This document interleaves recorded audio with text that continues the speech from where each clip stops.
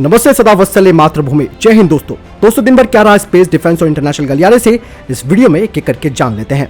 सबसे पहली खबर की बात करते हैं तो सीआरपीएफ को लेकर आ रही है। Elite anti terrorist unit Jammu Kashmir में संचालित होने वाली केंद्रीय रिजर्व पुलिस बल की elite anti terrorist unit valley quick action team quad आतंकवाद विरोधी अभियानों के लिए महिला कमांडो को रखने के लिए पूरी तरह से तैयार है। सीआरपीएफ महिला कमांडोज का प्रशिक्षण चल रहा है। अगर उन्हें मंजूरी दे दी जाती है तो उन्हें इस विशेष टीम में शामिल कर लिया जाएगा। हाईली ट्रेन कमांडो की ये टीम भारतीय सेना और जम्मू और कश्मीर पुलिस के साथ काम करती है और ये भारत का सर्वश्रेष्ठ एंटी टेरर कमांडोज है। हालांकि सूत्रों से मिली जानकारी के अनुसार इस फोर्स में महिला कर्मियों को शॉर्टलिस्ट किया जा रहा है। ये वे महिलाएं हैं जो इन सब खतरों को ध्यान में रखते हुए क्वाड टीम में शामिल होने के लिए इच्छुक हैं। इसी साल सीआरपीएफ ने अपनी कोबरा टीम के लिए महिला कमांडो को शामिल किया था, जो नक्सल प्रभावित क्षेत्रों में नक्सल विरोधी अभियानों में लगी हुई है। सूत्रों ने कहा कि कई सीआरपीएफ महिला कर्मियों को पहले से ही प्रशिक्षण भी दिया जा रहा है और उन्हें क्वाड में शामिल किया जा सकता है। अगली अपडेट म्यांमार को लेकर आ रही है। म्यांमार में सैन्य शासन को ध्यान में रखते हुए गृह मंत्रालय ने असम राइफल, जो कि पूर्वोत्तर में भारत म्यांमार सीमा की रक्षा करते हैं, उनसे कहा है कि वे वैध यात्रा दस्तावेज के बिना उस देश के नागरिक को भारतीय सीमा को पार करने से रोके। दोस्तों, क्योंकि जैसा कि आप सभी को मालूम है कि हाल ही में कई नागरिक म्यांमार की सीमा लांघ कर भारत आ रहे हैं। इससे पहले म्यांमार की पुलिस के कुछ अधिकारी भी भारतीय सीमा को पार कर गए। अगली अपडेट की बात करते हैं तो वो यूएस ड्रोन्स को लेकर आ रही है। इंडियन आर्मी, इंडियन नेवी और इंडियन एयरफोर्स में अमेरिका से $3 बिलियन के सशस्त्र ड्रोन खरीदने की बात पर सहमति हो गई है। आपको बता दें कि भारत 2 लीज पर लिए गए सी गार्डियन ड्रोन के प्रदर्शन से प्रभावित होकर थल सेना, नौसेना और वायुसेना के लिए अमेरिकी मानव रहित हवाई प्रणाली के लिए करीबन 30 सशस्त्र ड्रोनों को खरीदने पर सहमत हो गए। ये निर्णय अमेरिकी सरकार के सचिव लॉयड ऑस्टिन की इस महीने के अंत में भारत की यात्रा से ठीक पहले आया है। आपको बता दें कि रक्षा मंत्री राजनाथ सिंह के नेतृत्व वाली रक्षा अधिग्रहण परिषद यानी कि डीएसी इस पर जल्द ही अंतिम निर्णय ले सकती है। भारत अमेरिका से सी गार्डियन ड्रोन के सशस्त्र यानी कि आर्म ड्रोन्स को खरीद रहा है। हालांकि आपको बता दें कि 2018 में अमेरिका ने भारत को गार्डियन ड्रोन के सशस्त्र संस्करण की पेशकश की थी। इस सौदे के अनुसार भारत की तीनों सेनाओं को करीबन 30 MQ-9 रीपर या प्रीडेटर बी ड्रोन प्राप्त होंगे। हर एक को 10-10 ड्रोन प्राप्त होंगे। Tata Motors limited, Mahindra and Mahindra limited और अशोका लीलैंड लिमिटेड सहित कम से कम 6 कंपनियां राज्य की रक्षा उपकरण निर्माता BMEL लिमिटेड में 26% की हिस्सेदारी खरीदना चाहते हैं। भारत फोर्स लिमिटेड और mega engineer and infrastructure limited भी BMEL में सरकार की हिस्सेदारी के लिए ब्याज की बात प्रस्तुत कर चुकी है। आपको बता दें कि टाटा मोटर्स, महिंद्रा और अशोका लीलैंड जैसी कंपनियां जो कि रक्षा विनिर्माण कारोबार को आगे बढ़ाना चाहती है, वे अपनी इस रणनीति के तहत BMEL के नियंत्रण की तलाश कर रहे हैं। आपको बता दें कि भारत सरकार BMEL में 54% की मालिक है। उन्होंने 4 जनवरी को इसके प्रबंधन नियंत्रण के हस्तांतरण के साथ रक्षा उपकरण निर्माताओं में हिस्सेदारी की बिक्री में इंटरेस्ट रखने वाले लोगों को आमंत्रित किया।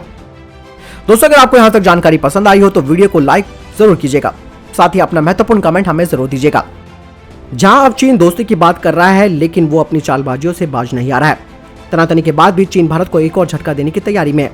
अब खबर ये आ रही है कि चीन ब्रह्मपुत्र नदी पर विवादित जल विद्युत परियोजना का निर्माण शुरू करने की योजना बना रहा है। चीन की इस हरकत से एक बार फिर से दोनों देशों के बीच कड़वाहट आ सकती है। चीन के अधिकारियों का कहना है कि तिब्बत को इसी वर्ष निर्माण शुरू करने का प्रयास करना चाहिए।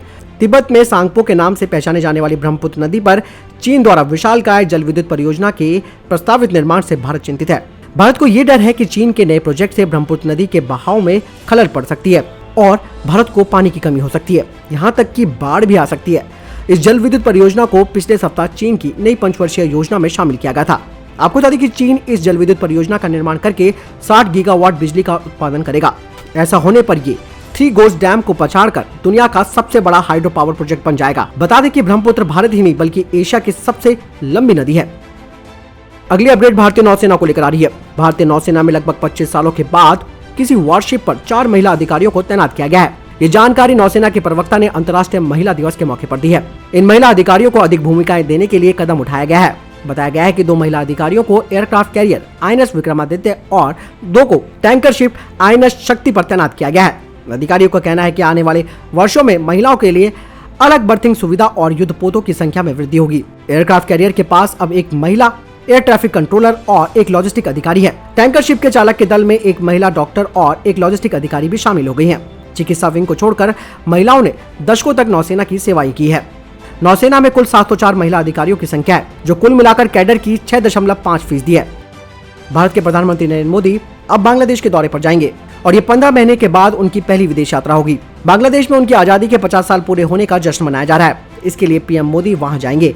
2 दिनों की इस बांग्लादेश यात्रा में दोनों देशों के बीच कई समझौते पर भी हस्ताक्षर किए जा सकते हैं। इजरायली दूतावास के बाहर जनवरी के अंत में हुए बम विस्फोट के पीछे ईरान का हाथ था। आपको बता दें कि भारत से अपनी दुश्मनी निकालने के लिए ईरान ने बड़ी ही चालाकी से भारत की लोकल मॉड्यूल का सहारा लिया था। इजरायली दूतावास के बाहर बम विस्फोट की जांच टीम में जुटे NIA और इजरायली खुफिया एजेंसी मोसाद को मिले सबूतों के आधार पर ही जानकारी मिली है। इजरायली दूतावास के बाहर बम धमाकों में जांच एजेंसियों को एक पत्र मिला था, जिसमें कहा गया था कि यह हमला 2 ईरानी नागरिकों की हत्या का बदला लेने के लिए किया गया है। इसके बाद जांच एजेंसियों ने बम विस्फोट की जांच कई एंगलों से शुरू कर दी थी। इससे खुलासा हुआ कि ईरान की कुड्स फोर्स ने यह धमाका कराया था। अब एजेंसियों ने यह बात पुख्ता कर ली है कि यह हमला ईरान की कुड्स फोर्स ने इजराइल के खिलाफ किया था। भारतीय तटरक्षक बल ने मिनिकॉय द्वीप के पास भारतीय जल सीमा में श्रीलंका की 3 मछली पकड़ने वाली नौकाओं को पकड़ा। इन नौकाओं पर अवैध संचार उपकरण और नशीले पदार्थ पाए गए। आपत्तिजनक सामान मिलने के बाद संबंधित एजेंसियों ने जांच शुरू कर दी। तीनों नौकाएं आकाशदुआ, चातुन रानी 03 और चातुन रानी 08 पर 19 लोग सवार थे। 5 मार्च को तीनों नौकाएं संदिग्ध हालत में पाई गई थी। अगली खबर इसरो को लेकर आ रही है। भारत 28 मार्च को एक सैटेलाइट लॉन्च करने की योजना बना रहा है। यह सैटेलाइट कई मायनों में बेहद अहम बताया जा रहा है। इस सैटेलाइट की मदद से बॉर्डर एरिया की तस्वीरें मिल जाएंगी। इससे न केवल दुश्मनों की हर चाल का पर्दाफाश होगा, बल्कि मौसम संबंधी आपदाओं की भी मॉनिटरिंग की जा सकेगी। जीसैट को आंध्र प्रदेश के श्रीहरिकोटा अंतरिक्ष केंद्र से GSLV F10 के जरिए लॉन्च किया जाएगा। इसरो के अधिकारियों ने बताया कि हम 28 मार्च को इस जियो इमेजिंग उपग्रह को प्रक्षेपित करना चाहते हैं। हालांकि ये मौसम की स्थितियों पर निर्भर करेगा। ये उपग्रह 36,000 किलोमीटर की ऊंचाई वाली कक्षा में स्थापित किया जाएगा। आपको बता दें कि GSLV F10 के जरिए GSAT-1 का प्रक्षेपण तकनीकी कारणों के चलते स्थगित कर दिया गया है। आपको बता दें कि इसका प्रक्षेपण पिछले साल 5 मार्च को होने वाला था। अंतरिक्ष विभाग के अधिकारी ने कहा कि ये भारत के लिए कई मायनों में महत्वपूर्ण साबित होने जा रहा है। उन्होंने कहा कि उच्च स्तर के कैमरों के साथ इस उपग्रह से भारतीय जमीन और महासागरों, विशेष रूप से इसकी सीमाओं की निरंतर निगरानी की जा सकेगी। ये प्राकृतिक आपदाओं और किसी भी अल्पकालिक घटनाओं की त्वरित निगरानी में मदद करेगा। इसरो ने कहा कि GSAT-1 का वजन 2268 किलोग्राम है और यह अत्याधुनिक सैटेलाइट है। तो दोस्तों, ये थे अभी तक के टॉप डिफेंस और स्पेस अपडेट्स। वीडियो के संबंध में कोई प्रश्न, जवाब या आपका कोई सवाल है, आप कमेंट सेक्शन में लिखकर जरूर पूछेगा। बहरहाल इस वीडियो के लिए इतना ही। मिलता हूं नई वीडियो के साथ, तब तक अपना ख्याल रखिएगा। जय हिंद, जय भारत।